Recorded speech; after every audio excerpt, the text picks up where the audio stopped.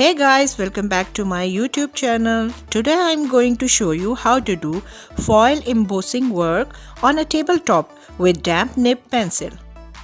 Things we need are black enamel paint, glue, damp pencil and tissue paper. First I am going to place the foil on top of a soft surface so it doesn't tear apart. So let's get started. Here I have already done half of the work. I will show you the rest. Now I am going to turn the foil and will draw different patterns I want to emboss.